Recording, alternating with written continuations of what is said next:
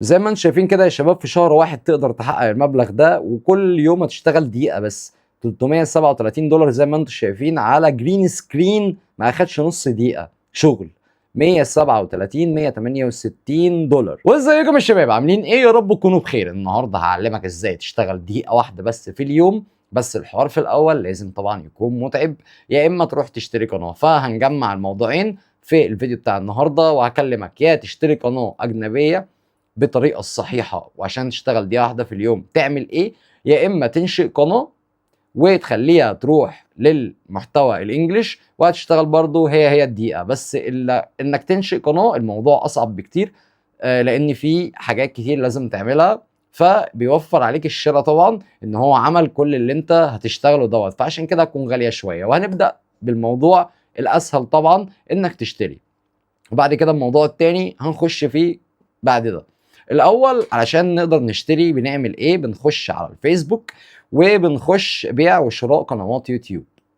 بنخش اي جروب، بنعمل انضمام وبنخش بنشوف الاسعار، الناس رافعه ايه. بتلاقي ناس بيقول لك بيع القناه دي مفعله مفعله مفعله. مالكش دعوه باي قناه مفعله، احنا عايزين قناه استهداف امريكي، ويا ريت يا ريت يا ريت يا ريت يا ريت تكون محتوى موسيقي. يعني هو محتوى اتقبل، محتوى بينزل مزيكا، بينزل حتى لو مش بتاعته بس اتقبلت على ده. تعرف منين الكلام ده؟ هنتكلم في كل الكلام ده دلوقتي. طيب دخلت واكتشفت وربنا بعت لك هديه، هي مش سهله طبعا انك تلاقيها، بس ربنا بعت لك هديه انك لقيت الشخص ده عايز يبيعها واشتريتها. هتشتريها ازاي؟ بتخش بتكلمه برايفت، بيبعت لك مثلا رقمه على الواتساب، ده لازم اكيد. ما بتتكلم معاه الشات على الفيسبوك الاول، بتتفقوا ممكن سكرينات للقناه دي وبتاع، فهو بيديك رقم عشان تتكلم معاه على الواتساب عشان لو هتشتري. بتخش يا باشا بتشوف القناه وكل حاجه، وبعد كده بتقوم واخد رقم على الواتساب مكلمه. بتدخله، اهم حاجه تدخله ما بينكم وسيط. الوسيط ده عباره عن شخص، مثلا مايكل كيني اللي هو انا، بكون مثلا شخص اسمي شغلتي وسيط. باخد من حضرتك مبلغ صغير جدا جدا، يعني مثلا هنقول القناه ب 20,000 جنيه، باخد من حضرتك مثلا 400 جنيه زياده. يعني انتوا اتفقتوا انت وصاحب القناه ان اخرها 20,000، فبتقوم عاملين جروب احنا الثلاثه على الواتساب. انا الشخص اللي بيبيع والشخص اللي بيشتري والشخص الايه اللي بيكون وسيط، وبندخله. وبعد كده اهم حاجه لازم تسال على اسم الوسيط على الجروبات. يعني ما يقولكش انا عندي ابن خالتي وسيط، انا ابن عمتي وسيط، انا قريبي وسيط، لا. اسال على اسم الوسيط اللي انت واثق فيه. في ناس اساميها معروفه لان انت هتبعت مبالغ كبيره. القناه الاجنبيه المفعله بتبقى المبالغ بتاعتها اقل حاجه، ده لو ربنا رزقك بحاجه كويسه، اقل حاجه 20,000 جنيه 25,000 جنيه. دلوقتي ليه سعرها غالي جدا؟ طبعا عشان خلاص 1 فبراير هتبقى بدل 4000 ساعه تفعيل شروط الربح، يعني عشان تبقى من شركاء اليوتيوب هتبقى 8000 ساعه. فخلي بالكم ان الدنيا عماله تغلى اكتر، ولو لحقت دلوقتي احسن طبعا لما تلحق قدام.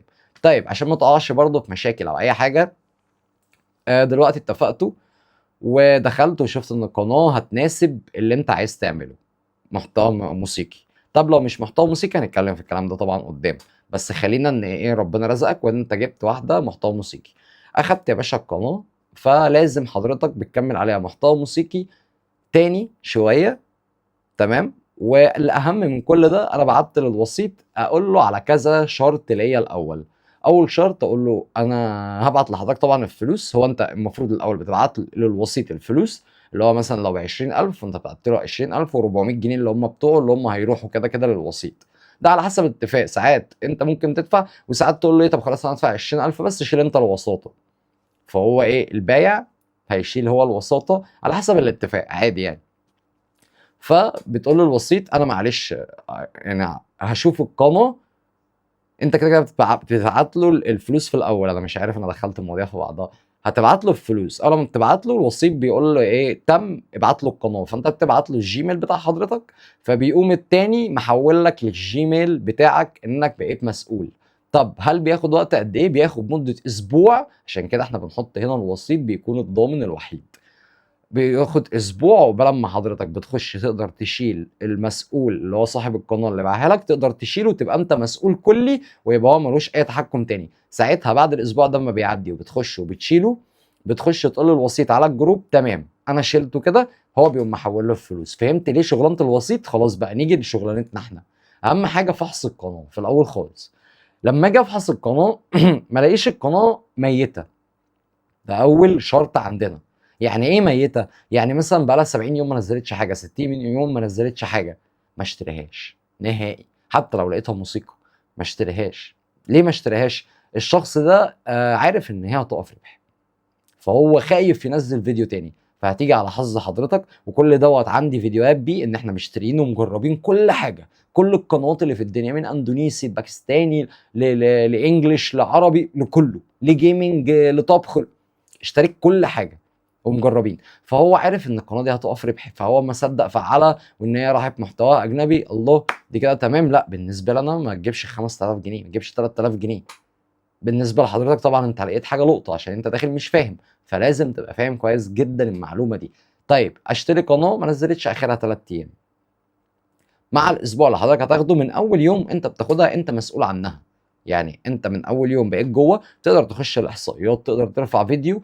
بس لو رفعت فيديو انت لو حصل اي حاجه في القناه لو مربوطه بادسنس او الكلام ده ما تشتريهاش. ليه؟ لان ممكن هو يعمل مشكله من قناه تانية ومربوطه بنفس الادسن اللي ده مربوط بيه فتقف. طيب انا لما اجي اخدها على جيميل معلوش اي ايميل يوتيوب، يكون جيميل نضيف، ومربوطهاش بالادسنس بتاعي لو انا عندي قنوات. ليه؟ عشان لو حصلت لها برضو مشكله ما تسببلكش انت للقنوات بتاعتك التانية. القنوات اللي انت مثلا انت لسه مشتريها فانت عندك قنوات اساسيه او حاجه، ما تربطهاش تبع الادسنس اللي هو مربوط بيها، خليها ادسنس لوحدها، جيميل لوحدها. ويا ريت يا ريت يا ريت لو عرفت تليفون لوحدها.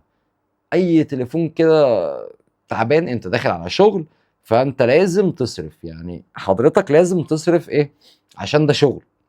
لو جبت تليفون ب 2000 3000 جنيه ما فيهاش حاجه، ده لشغلك. فبتعمل ايه بقى يا باشا؟ بتقوم واخد القناه بتنزل عليها نفس المحتوى اللي كان بينزل بس بدقايق اقل جدا، وصورتك بتكون فيه، بتفضل تظهر صورتك 10 20 فيديو. وبعد كده ببتدي اخد جرين سكرين من ناس. طيب ناس مشهوره؟ لا، شوف مثلا شخص زي مايكل كيني واخد من حد مثلا مشهور جدا، بس خد بقى من عند مايكل، من عندنا الجرين سكرين مني انا، ما تاخدوش منه هو. ليه؟ لان لما يجي لنا الانذار هيجي لحضرتك انت ان الفيديو بتاعنا اتشال، فهو هيتشال من عندك بس فقط. فهمت اللعبه ماشيه ازاي؟ يعني هيجي لنا المخالفه والانذار، بس هيجي لحضرتك ايه؟ انت اللي اخدته من عندي انا، ما انا واخده من عند الشخص الاصلي، بس انت واخده مني انا، فانا اللي هشيل الانذار لان انا واخده من عند الشخص الاصلي. لكن لو حضرتك دخلت اخدته من عند الشخص الاصلي نفسه هيحصل لك مشكله جامده جدا، وممكن القناه تتوقف، وممكن يطلب منك ايه، ابعت لي اللي هو الفيديو اللي بيبعتوه. فتبعت ازاي فيديوز وهو اصلا مش قناتك مش دنيتك؟ فهمت حاجه؟ فاوعى توقف نفسك من ناحيه الكلام ده. طيب دي اول حاجه. اخش اعمل ايه في الاحصائيات؟ اشوف القناه اول حاجه ما تكونش نزلت لمده 3 ايام اقل حاجه. ابتدي انزل يوميا واستهدف ساعه واحده بس. يعني ايه ساعه واحده؟ يعني مثلا انا هرفع فيديو الساعه 3، او اشوف مثلا مواعيد الاجانب بتختلف عننا بقد ايه. يعني في ناس بتقول لك لا انا برفع 3 بيجيب معايا، طب ما هو في ناس بترفع 9 بالليل بيجيب معاها، في ناس بترفع الساعه 12 بيجيب معاها، انت لسه ما تعرفش ميعاد حضرتك المثبت ايه. فانت لازم هتجرب كل ساعه. طب هجرب ارفع فيديو كامل؟ لا مش فيديو، جرين سكرين. اللي هو حضرتك لو رفعت التليفون وعملت كده خلاص شكرا نزلته، دان بعت نزل، اللي هو كانك بتاخد سيلفي بالظبط، بس كانك بتتفرج على الفيديو وانت عامله كده، اللي هو قد ايه شورتز، نص دقيقه 30 ثانيه، مش تعب. فاهم الموضوع عامل ازاي؟ بس لازم تعمل الفيديوهات ليه بصورتك، علشان لو لا قدر الله جه حصل مشكله للقناه وقال لك ايه، اديني فيديو ان دي قناتك، اوبس. طيب انا ازاي قناتي وازاي اديك فيديو؟ فلو اديته فيديو مهما اديته فيديو هي القناه عليها مزيكا بس انت مش موجود عليها اصلا، فهو هيخش مش هيراجع الفيديوهات الصغيره والشورتز، هيراجع الفيديوهات الكبيره. فهمت بقى حاجه؟ عشان كده بخليك ترمي ارضيه صغيره، بس كل فتره هتبتدي ترمي فيديو. يعني وانت شغال جرين سكرين كل اسبوع ابتدي ارمي فيديو فيديوهين. ليه؟ عشان ما يبقاش باصص ان انت شغال جرين سكرين فقط ويبوظ لك الدنيا. ده اللي انا كنت بعمله في التشانل اللي انت شفتها في اول الفيديو. طيب دخلت على الاحصائيات شفت الثلاث ايام، وابتديت انا انزل من اول ما بقيت مسؤول عن القناه، وكده ايه الدنيا تمام. اخدت لي 20 30 يوم تاني تمام. اسبوع قبل ما اشيل الراجل، فنزلت فيه 7 فيديوهات، كل يوم فيديو دقيقه ونص دقيقتين عليه صورتي وبتكلم فيه بصوتي. يا ريت.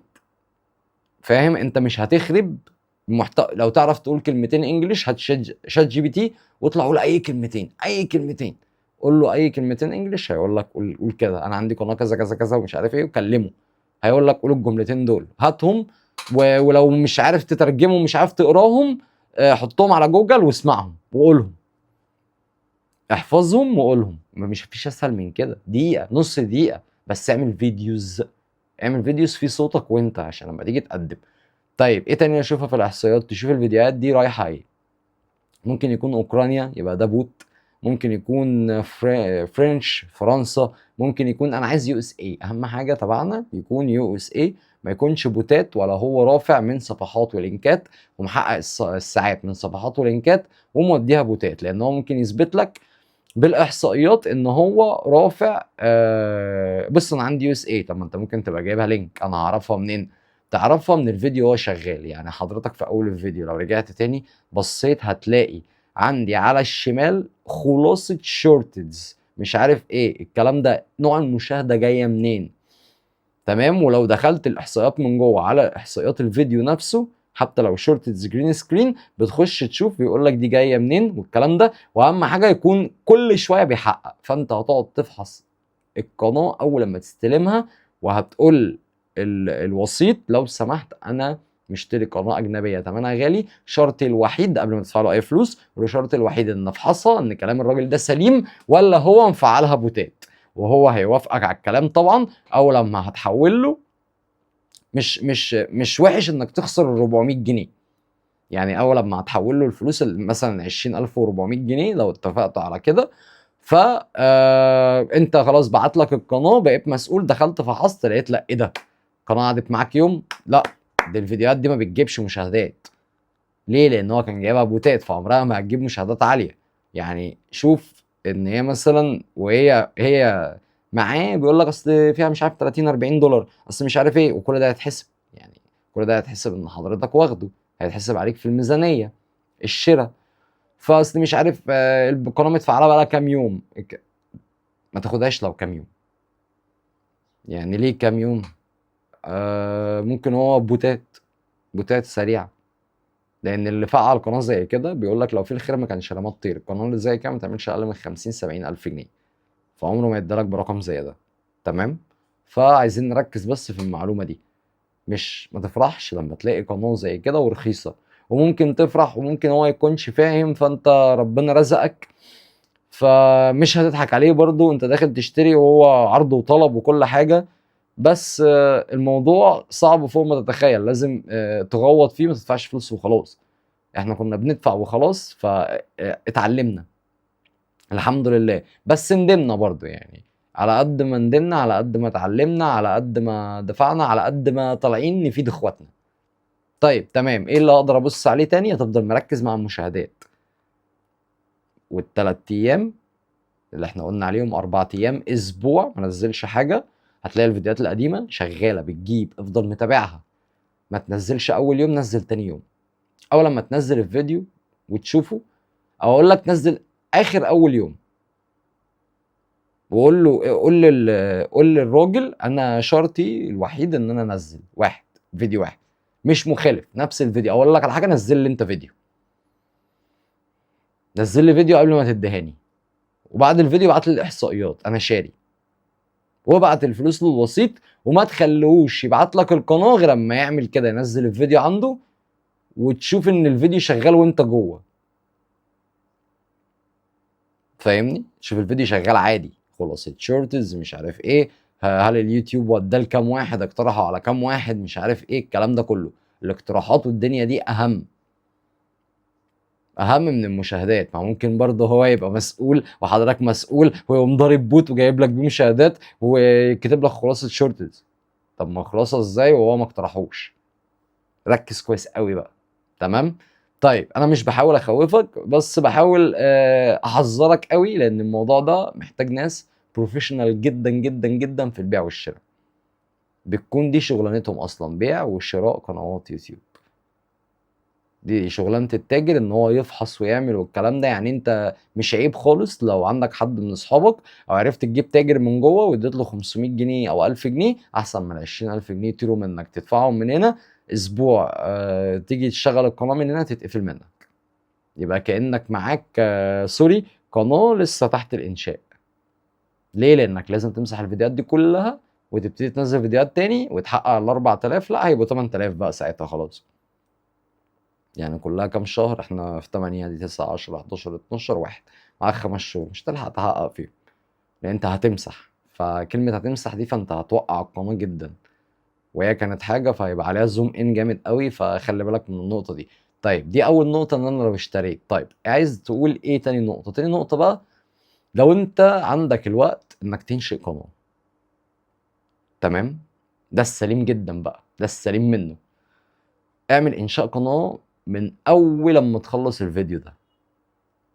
ليه؟ انشاء قناة عادية جدا ونزل استوديو يوتيوب، وبكرة بعد اسبوع براحتك يا باشا، بس عايزك في اسرع وقت. لو تقدر النهاردة، لو تقدر بكرة، ده اسرع وقت نزل لي اول فيديو. ليه اول فيديو؟ ده اللي هيربطك انك تجري وتعمل كده. طيب اول فيديو ده يكون عبارة عن ايه؟ انت بتحب ايه؟ طبخ؟ اعمل طبخ. اصل هتعمل لي 100 150 فيديو 200 فيديو، خلي بالك. هتعمل قناة كأنك بجد هتشتغل يوتيوبر. بس دي اضمن مليار في المية. اللي انا بقوله لك ده خلي بالك منه كويس جدا، ده اضمن بكتير. طيب عملتها طبخ، عملتها جيمنج، عملتها اي حاجة. بص، انا معلش ممكن اطول في الفيديو شوية واقول لك على حاجة جامدة قوي.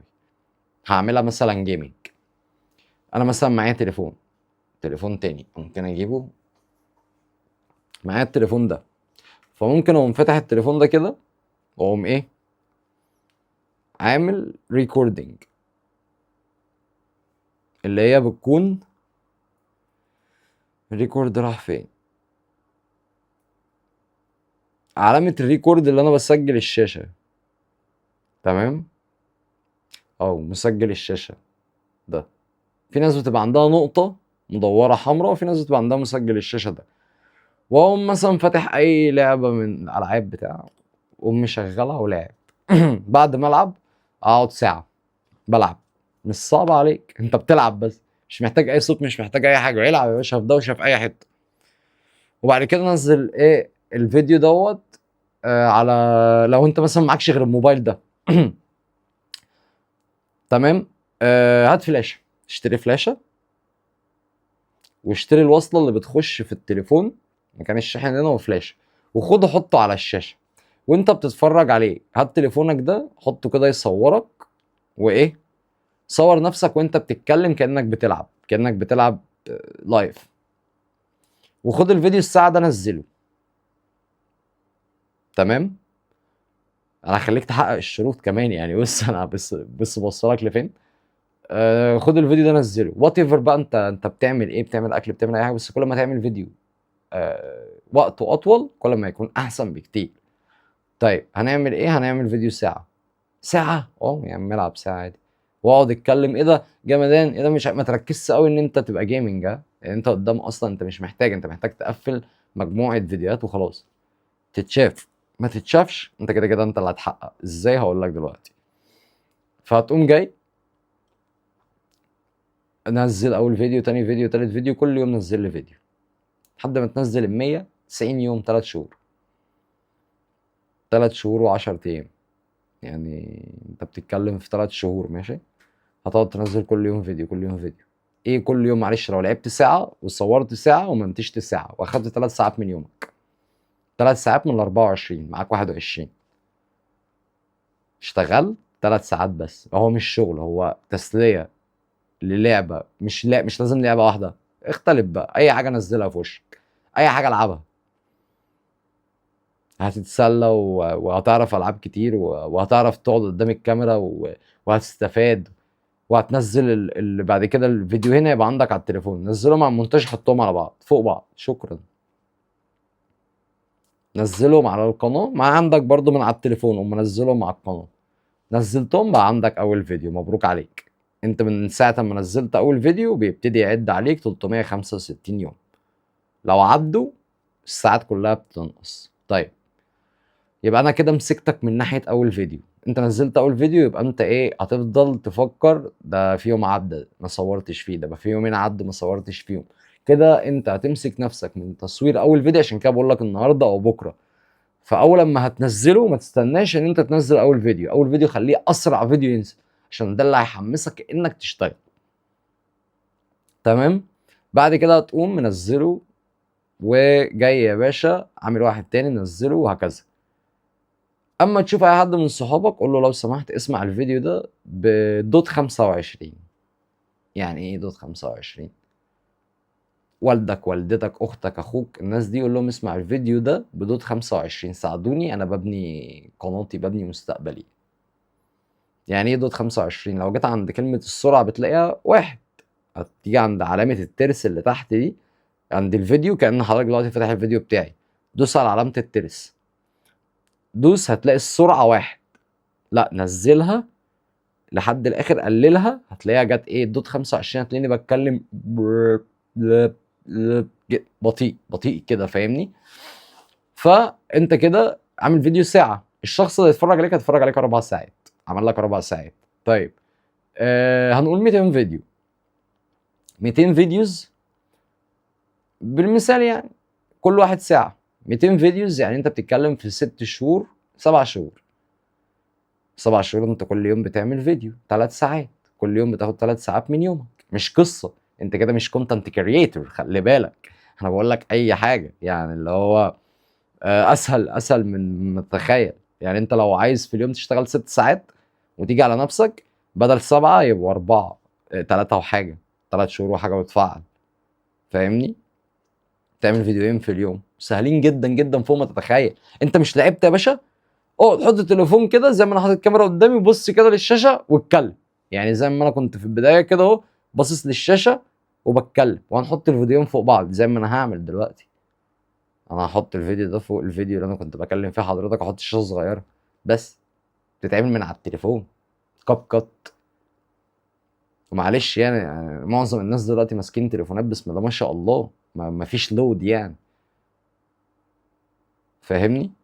بس هتنزل اي عنوان بقى، اي صوره مصغره بقى، ما توجعش دماغك. انت مش يوتيوبر، انت مش داخل تكون يوتيوبر، انت داخل تاكل عيش. بس خلي بالك ان القناه دي هتتشاف. يعني انت لو عايز تعمل حاجه برضو محترمه، بس مش عشان تعمل حاجه محترمه وكويسه جدا وجامده جدا تقعد لي بالست 7 ايام ما تصورش. لا انا عايز فيديو كل يوم. تمام. فقلنا جزنا الموضوع. ولو حضرتك فاضي واخدته في 3 شهور وعملت لي 200 فيديو، فالتليفون الواحد اللي هيتفرج عليك يا فندم هيتفرج على الفيديو يعمل 4 ساعات. التليفونين 8 ل 4 16 25. طب لو قلنا 20 في 200 فيديو، يعني 5 تليفونات بس يتفرجوا على الفيديو. لو قلنا 20 في 200 فيديو ب 4000 ساعة، الحق قدامك 5 شهور. مش محتاج غير الفيديو يجيب 20 ساعة، ومش محتاج كمان الخمس تليفونات. ليه؟ لأن حضرتك لما تيجي تعمل لعبة، أقل حاجة هتجيبها، هتجيب كام؟ 50 فيو، 70 فيو، 100 فيو. طب ما دول لوحدهم ب5 تليفونات، ده لو شغلوه عادي. يبقى انت خلاص جبت الساعات من غير ما تقول لحد شغل. بس انا بكلمك حتى لو فيديوهاتك ما بتجيبش وانت شايف ان هي مش هتجيب، لا هتجيب، لان اجباري اليوتيوب لازم يقترحها، اجباري غصب عنك. فانت كمان مش هتحتاج لك 5 موبايلات دول يعملوا نفس الموضوع ده. ولو احتجت وفيديو ساعتك ما جاتش، اعمل يا باشا الموضوع ده، اعمله من اول يوم. خلي بالك ان انت تتفرج بالطريقه دي، اليوتيوب هيشوف ان الفيديو جاب ساعات كتير وجاب بتاع، هيقترحه لك اكتر، هيجيب ساعات اكتر، يبقى هتحتاج تعمل فيديوهات اقل. ليه؟ يعني الفيديو بدل ما يجيب 20 ممكن يجيب 40 ساعه، يبقى انت عملت فيديوهين مش فيديو. في فيديو واحد حققت فيديوهين، يبقى انت شلت من عليك فيديو بدل ما تعمل فيديوهين في اليوم. فممكن تقلل كمان، ممكن في شهرين بس تحقق. بالطريقه دي الناس بتشتغل بيع وشراء قنوات يوتيوب بالطريقه دي. من كتر البيع والشراء اللي احنا كنا فيه، احنا كنا بنشتري بس ما كناش بنبيع الصراحه. من كتر ما احنا اشترينا وعرفنا وصلنا للمنبع نفسه وفهمنا القصه ازاي، فاهمني؟ فخلاص انت كده يا باشا مبروك عليك، حققت الشروط. تمام. اول لما هتحقق الشروط اقلب بقى الموضوع، اعمل المحتوى. هتعمله ازاي؟ هتخش هتلاقي مثلا شخص زي ما قلت لك في الاول خالص، هتلاقي شخص رافع فيديوز من حد مشهور. يعني انا مثلا واخد من مستر بيست مثلا، فتقوم داخل واخد مني انا، ما تاخدش منه هو، تقوم واخد مني انا في فيديو، تقوم عامل جرين سكرين انجلش. انجلش ما تتكلمش انت عليه بقى، خلاص اظهر بوشك بس. ليه؟ لان انت عندك 200 فيديو. انت فاهم حاجه؟ انت عندك 200 فيديو حضرتك متكلم عليهم. يوم ما هيجي يقول لك اعمل لي اعمل لك فيديو، طب اعمل لك فيديو. اطلع قول مساء الخير انا فلان الفلاني. خلصت. ده انت عندك 200 فيديو. ده لو الالجوريزم ما بيشوفش 200 فيديو، انت فاهم؟ 150 100 فيديو انا اهو. فمش هيقفلوا لك على فيديو ولا اتنين ولا 10 ولا 20، لان التايمنج بتاعهم ما بيجيبش قليل جدا. بس هو عايز يستوعب انت ليه دخلت القصه دي، او ليه المجال ده. بس فهو كعباره عن حاجه بتروح للالجوريزم كده، ان ده الجوريزم مش شخص. فبدل ما يحولك على شخص، خليك اصلا على الالجوريزم عادي. يعني ايه؟ يعني دي حقوق ملكيه وقصص وبتاع. لا يا باشا، انا عندي حقوق ملكيتي وعندي قصصي، وعندي الناس بتتفرج عليا. انا التايمنج عندي اعلى من التايمنج اللي انا لسه عامله على البتاع. عملت المقدمه وعملت الكلام ده كله. يعني ايه مقدمه؟ يعني الكلام ده كله هتفهم لما تشتغل، وهتستوعب لما تشتغل، وهتقضي ايام حلوه جدا لما هتشتغل. ليه؟ هتخش تلعب اللعبه دي، ممكن تسحلك شويه تعمل منها سلسله. هتخش تعمل فيديوهات، هتتعلم مونتاج. هتخش عايز تضيف تخلي الفيديو بتاعك جامد شويه، فانا ليه ما اشتريش اضاءه مع التليفون؟ هتتعلم اضاءه، هتتعلم تصوير، هتتعلم مزيكا، هتتعلم حاجات كتير. هتبقى ايام جميله هتعمل فيها ذكريات. شويه شويه ممكن ربنا يوفقك تعمل قناه تاني، قدام شويه تعمل قناه تاني، يبقوا قناتين. هتلاقي نفسك عايز تعمل محتوى تاني. لا والله انا زهقت من الجيمنج، عايز اعمل فلوج، اطلع بره واروح اماكن وبتاع. خلاص بقى انت مسكت فلوس من اليوتيوب، فهتاخد من اللي هنا تصرف هنا. فبقى وهتاخد من التانية تصرف بقى على نفسك. يعني دي بتصرف على دي، على محتوى دي، ودي بتصرف عليك. ربنا وفقك ممكن تفتح التالتة، تعمل 2 جرين سكرين وواحدة بقى جامدة بوم. يصرفوا على الفلوجات بس. كل اللي داخل لك منها بتاعك هتبقى مبالغ كبيرة جدا فوق ما تتخيل، لأن انت هتتوغل في الفلوجات، وفلوس الشورتز مش قليلة زي ما انت فاهم. فهتعمل فلوجات جامدة جدا. يعني مش هتروح أماكن تعبانة خالص، ممكن تسافر بره. يعني دي ممكن يسفروك بره لو شلت كام شهر، تروح تسافر. بتبقى في رحلات رخيصة للسفر بره. في مثلا بيقول لك اسبوع فرنسا ب 15,000 20,000. ايه يعني يخش لك في شهر اصلا من الشورتز، تاخدها وتروح تعمل تروح تاخد من هنا شهر وتروح تعمل بيه فلوج اسبوع في فرنسا، في المانيا، في شويه شويه ربنا يوفقك وتروح سويسرا. تبقى لفيت العالم كله من دقيقه شغل. هل هي دقيقة؟ لأ، هم قصة 200 فيديو وقصة كبيرة. أنا عارف طبعًا إن معظم الناس ممكن ما تسمعش الفيديو ده، فأنا عايز أوصّل الفيديو ده للناس عشان كلّها صدقوني تستفاد. لإن إحنا مش عارف، بس أنا نِفْسي إن الكل يستفاد، نِفْسي إن الكل يعمل حاجة كويسة. تمام؟ فنكون يا رب إفادة لبعضينا وكل الكلام دوّة. القناة دي لو سمحت لو وصلتوا لحد هنا في الفيديو، القناة دي هتتعمل بإذن الله كده. يعني بس أنا باقول لك في الفيديو الكام، أنا دلوقتي عندي 30، ده تقريبًا ال31 أو ال32. يعني أنا برضه باعمل فيديوهين في اليوم نفس الموضوع. ساعات باعمل 3 أمّا باكون فاضي، وساعات باعمل 2، وساعات باعمل 1، ويوم ممكن ما اعملش خالص، عادي. فالقناة دي أنا هاودّيها للناحية دي، فعايزكم تفتكروا الفيديو ده كويس. واللي وصل لهنا يكتب لي comment إن أنا وصلت لهنا، ومستني إن أنت توصّل القناة دي زي ما أنت قُلت كده، وزي ما أنت بتشرح، وإن أنت اللي بتشرحه بتعمله. مش بتشرح حاجة جايبها مثلًا من على ChatGPT وحافظها وطالع بتقولها. لأ، أنا طالع قاعد قدّام حضرتك قدّام الكاميرا وباتكلم، وبجد بجد نِفْسي في أكبر عدد comment يفرحني إن هو استفاد من الفيديو ده. وشوفوا نِفْسكم أنزّل لكم إيه جديد تستفادوا منه. تمام. لسه ما كملتش، في حاجات تانية لازم اقولها لك، بس برضو لازم اقول لك الكلام ده في نص الفيديو عشان في ناس ما بتكملش لحد اخر الفيديوز. فدي طريقة، صدقوني احنا فوق الاربع خمس سنين عشان نجيب طريقة واحدة زي كده. معلش حضرتك سمعتها، احنا وصلنا مثلا دلوقتي نص ساعة، حضرتك سمعت الطريقة كلها في نص ساعة في خبرة اربع خمس سنين فاتت. تعب وشقة ومجهود وإحباط وخسارة ومكسب وعدم نوم وتصوير ومونتاج وتعليم. بس عايز اقول لك ان كانت رحلة علمتنا كتير جدا. كفاية ان انا قاعد قصاد الكاميرا بفيد اخواتي، دي عندي بالدنيا. لو حد واحد بس استفاد من الفيديوز ده فربنا كريم، ربنا عارف ان انا بقدم اللي في قلبي، فربنا بيكرم الكل، هيكرمني صدقني زي ما انا بديك خبرة ما دريتهاش عنك وقلت لا ده كله يعمل كده، ده ممكن يحصل حاجة. لا، مش عايز الحتة دي. اللي يعرفني كويس انا مايكل كيني، صاحب يعني صاحب قناة مايكل كيني اللي هي مش دي بقى، دي كيني دي التعليمية. انا صاحب قناه مايكل كيني اللي هي 50,000 سبسكرايب و100,000 سبسكرايب والكلام ده. فانا عندي قنوات، خش اتفرج عليها هتعرف انا بكلمك في ايه. هتعرف ان انا عملت فلوجات، عملت كل اللي انا قاعد بشرحه لك، عملت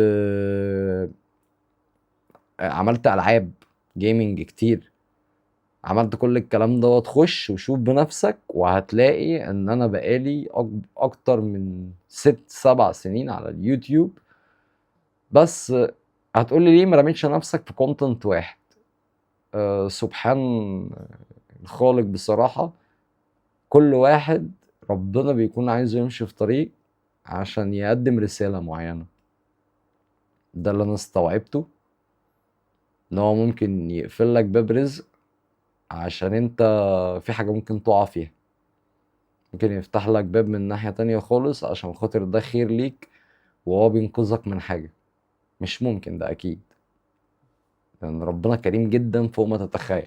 فيمكن مثلا مرينا بالمشاكل دي كلها عشان اللي جاي خير باذنك يا رب. فكده ايه تاني بقى أنا نقدر نرجع له؟ طيب تمام، احنا اتكلمنا اول حاجه عن ان احنا اشترينا القناه الميوزك. انا اسف جدا جدا، نسيت الموضوع اللي انت. طب لو ما لقيتش قناه ميوزك اعمل ايه؟ تعمل ايه؟ بص انا عارف ان الموضوع اللي جاي في 1 فبراير دوت، اللي هو في شهر 2 يوم 1، هيكون صعب جدا على كل الناس ان هو يبقى 8000 ساعه. بس هقول لحضرتك على حاجه دلوقتي، لما تخش قناه مثلا محتوى جيمنج ما تكونش بتاعتك وانت عايز تعمل الموضوع ده، فتروح تشتريها لي او تروح تشتري لي قناه طبخ تكون متفعله بوت او متفعله على ال بيسموه ايه يا ربي، الويب سايت او الكلام دوت، زي ما احنا كنا جايبين كده الويب سايت اللي بيفعل والكلام دوت هنا. طيب اشتريت لي الكلام ده، جيت نقلت مره واحده، جه اليوتيوب قال لك بام، عمل لك كده قال لك تعالى قدم فيديوز، هتقدمه بصفتك ايه؟ فالقناه ترجع في ايدك تحت الانشاء تاني، يعني صفر، لان كل الفيديوز اللي انت مشتري بيها دي والساعات اللي انت مشتريها بيها هتمسحها. غير بقى لو انت هتشتريها وهتكمل عليها، طب ايه الافاده برضه؟ ايه افاده السنت اللي هيخش لك والاتنين سنت؟ ما هي هتبقى قناه واقعه. وصدقني معظم القنوات اللي انت تشتريها هتبقى بنفس الطريقه. انا جبت لك من الخلاصه الحاجه الوحيده اللي انت تقدر تستفاد منها، اللي هي قناه كوم ميوزك، فدي صعب انها تعدي اصلا. فدي جت معاه بالبركه، فهو فرح ان هو يبيع بمبلغ عالي وهو يخاف يكمل عليها. فالتكمله الصح عليها هي اللي بقولها لك دي. يعني ممكن حد دلوقتي، لان انا عندي برضو ناس كتيره بتسمعني هنا من بيع والشراء، ممكن حد دلوقتي يعمل يقول طب ما انا هعملها انا. طب ماشي يا باشا اعملها، ما تبيعش وما تغليش. يعني لو غليت القناه ميوزك غلي، بس تكون ميوزك بتاعك انت. لو بتاع حد تاني القناه دي كده كده هتتقفل، عدت بس هتتقفل، وانت فاهم كده كويس، عشان كده بتسيبها لمدة ال80 و90 يوم. يعني بتبقى داخل على 90 يوم خلاص والقناة تخرج من الربح، وهو عايز يبيع بقى، بيفضل كل يوم ينزل في السعر اكتر اكتر اكتر اكتر اكتر لحد ما ساعات بيبقى في ناس خلاص بتبيع على ال70 وال80 يوم. يقول لك لا يا عم خلاص انا بيعها ب 10000، انا بيعها ب 8000، انا بيعها ب 7000 قدام 10 ايام، وبيبقى خايف ومرعوب ان هو ينزل فيديو واحد ممكن يقوم خارج ربح. لان خلي بالك برضه لما بيسيب القناه ايام جامده وبعد كده بتيجي تنزل عليها فيديو تاني بيبقى تحت الزوم قوي. ليه؟ لان اللي احنا فهمناه ان الالجوريزم واخد اوردر بده. ايه الالجوريزم ده اصلا؟ ده البي سي كمبيوتر يعني اللي في الشركه بتاعت اليوتيوب اصلا اللي بيتابع حضرتك، فده بيبقى محطوط له زي سنسورات حساسات معينه، بيحس بالفيديوز نازل بيقراه. ايه المشاكل؟ بص حضرتك وانت بتنزل الفيديو من البدايه، لو جيت تابعت كل حاجه من ناحيه الصوره المصغره، من ناحيه ان هو بيسالك هل الفيديو ده فيه اي روبوت، حاجه مش طبيعيه، حاجه مش عارف ايه، هل يناسب الاطفال، هل الكلام ده كله، هل في مناظر، بيسالك وانت بتجاوب بتقول له لا الكلام دوت. فاهمني؟ فانت لو ضحكت عليه وهو اكتشف ده، هيكتشفه كده كده، فهو لو اكتشف ده وانت ضحكت عليه فبيقوم تك مديك ابلاغ ومحولك على ايه؟ شخص شغال بقى في الشركه. لان لو هنقول مثلا ان في 7 مليار على الكوكب او 8 مليار على الكوكب، قربنا نوصل مثلا 8، فانا عايز اقول لك ان في 16 ل 32 مليار اكونت يوتيوب، واكتر بكتير من كده. لو اقل حاجه الواحد عنده 4 اكونتات، 3 اكونتات، اكونتين يا عم، احنا 16 14، لو 8 8 16 مليار اكونت يوتيوب. ففي 16 مليار زيهم يقدروا كل واحد يتابع كل تشانل؟ لا طبعا. فحاطط لك الجوريزم يا باشا، والالجوريزم ده بيكون الابديت نازل له، انت لازم تكشف كذا، تعمل كذا. فالهروب منه بيكون صعب شويه. ليه؟ لان انت ما تعرفش ايه اللي محطوط له، ولا اللي شغال في الشركه نفسه معروف ايه اللي محطوط له. احنا قررنا ان احنا كنا في يوم كنا عايزين نعمل فيديوز جامد جدا ان احنا نشتغل في الشركه، بس ما توفقناش بسبب ان هو ضعيف جدا اللي بيشتغل من دول عربيه دلوقتي. لان هو بيقول لك الاكسبيرينس والخبره اللي عند حضرتك ايه والكلام دوت موضوع كبير. يعني انا هعمل عليه فيديو ان انا كان نفسي اشتغل، لكن انا كان نفسي انزل بقى الفيديو اكتب ان انا اشتغلت في الشركه بتاعه اليوتيوب في مشاكل اليوتيوب. دي كانت هتبقى اقوى بكتير جدا في الفيديوهات اللي احنا بنقدمها. اللي هو ازاي؟ اللي هو لما اجي اطلع اقول لحضرتك تجنب وتجنب واعمل وسوي الكلام ده، فانا بشرحها لك انت فاهمني على طول. لان انا بقول لك على الخبايا اللي هي اصلا ما يعرفهاش مين؟ الناس اصلا اللي بتقدم على اليوتيوب. بحس ان معظم الناس نازله سكريبتنج يا اما ارتجالي، مفيش تقريبا الخبره معدومه شويه، التجارب مش كتير، اي فيديوز. انت راجل دلوقتي بتشرح عن الربح من اليوتيوب وبتاع، لقيت نفسك ما عندكش اي حاجه تقولها، ليه تروح تعمل لي على كاب كات؟ ليه تروح؟ هي جمدان، هي جمدان كفكره، براحتك انت كده كده الشانل بتاعتك، يا ريت يا سيدي تصور نفسك وانت ماشي في الشارع 24 ساعه، محدش يقدر يكلمك، محدش يقدر يقول لك حاجه. بس انا بقيت بتفرج على حاجات ببقى داخل مناطق، بحس ببقى داخل قنوات بحس انها مناطق خطر بحس ان الدنيا ابتدت تفتح لاي حد عايز يعمل اي حاجه، يلا هوب تاك يلا. الناس بتسمع وتقول لك اصل مش عارف مين قال وتقلد، اصل مش عارف مين عمل وتساوي. طب ايه؟ طب ايه؟ ما هي الناس دي داخله واثقه فيك، شايفه ان عندك مثلا 100,000 200,000 300,000 400,000 سبسكرايب، فواثقه فيك. صدقوني انا اعرف ناس يعني مش عايز اجيب اسامي، بس بحس ان هي ارتجاليه جدا السبسكرايب اللي عندها ده. سبحانه. بس هي لو على السبسكرايب فاحنا ممكن نطير، بس هي مش حاجه كويسه. صدقوني انا اعرف قنوات 2000 و3000 و5000 سبسكرايب بتحقق اكتر من قنوات 100,000 و200,000 سبسكرايب، بتحقق فلوس. ازاي؟ قنوات شغاله بده، مش شغاله بده وخلاص وشغاله بده. يعني في ناس بتشتغل ان هي انا تعبت في المونتاج، انا تعبت مش عارف ايه، انا قعدت 12 ساعه بام. في الاخر بينزل الفيديوز 1000 2000 3 4 10000 فيوز، وال1000 عليها 70 سنت. ممكن واحد ينزل له فيديوز زي اللي حضراتكم شفتوه كده شورت ريل، يعمل له في اليوم $100. اوبس، انا اشتغلت دقيقة غير اشتغل 12 ساعة. وهو فرحان بال10 20 ألف واسمه بيبني قناة، وهيجي يقول لك اصل ده صح اللي هو بيبني قناة، التاني غلط. التاني ايه اللي غلط؟ التاني يبني 20,000 قناة من اللي حضرتك بنيها بالفلوس. كل حاجة بقت فلوس يا باشا. اروح يا باشا افعل قنوات بوتات واجيب ناس تشغلها بالفلوس دي، وما تعبش ربع تعبك ايه، ما تعبش 1% من تعب حضرتك. اخد الفلوس اللي هتخش لي من التشانل دي كلها واروح اديها لناس بقى فيديوجرافر، واعمل استوديوز، واجيب لي واحد يشتغل فيديوجرافر معايا، واجيب لي واحد مونتاج جامد جدا، واجيب له حتة PC ومكتب، واجيب حد بتاع ميوزك بقى بروديوسنج. بص هخرب الدنيا بالفلوس دي. واقعد قدام الكاميرا مش هقول اي حاجه، اجيب سكريبتنج برضه، حد يكتب لي سكريبت تك تك تك تك تك تك، واحاسبهم كل شهر. بقيت عملت قناه اجمد منك مليون مره، واجيب حد بقى بيفهم في الكلام ده يخلي لي الفيديو ده فايرن. على الاقل ما اخشش احاسب اليوتيوب، انا حاسبه هو. شفت الجمدان؟ شفت الجمدان وصل لفين؟